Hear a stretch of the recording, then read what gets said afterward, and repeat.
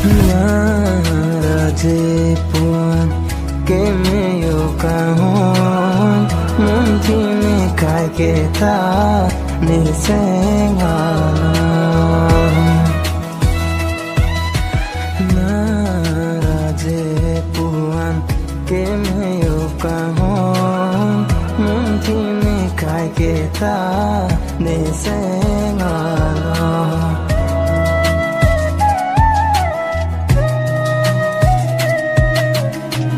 Sing nang teng ne une sing nang pe prai une o ka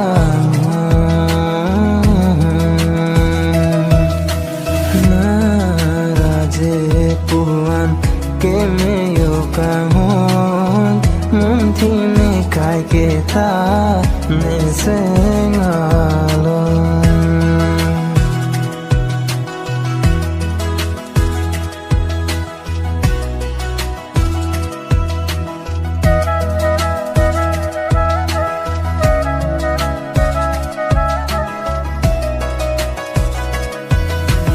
Rani bang ta mang pha kai ke nei nang luti nang chola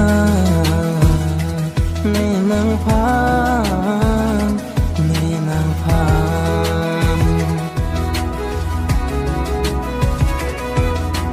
mang ju ji pune nang pha mang ju hai de chena Manju ji pune nang phan manju hai he that's enough Naraje puan ke me yo ka hon mun thi ne kai ke ta ne senga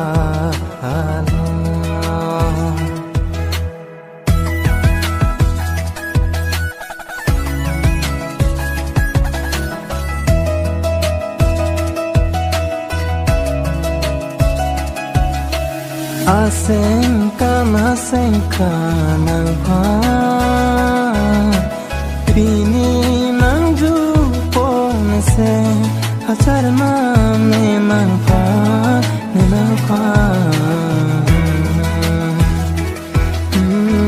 Nano me kaya pertelo bon Nano me kaya lo Nano ne kaya pirthelo Naraje puan ke me yo kahon mun thi ne kai ke ta ne senga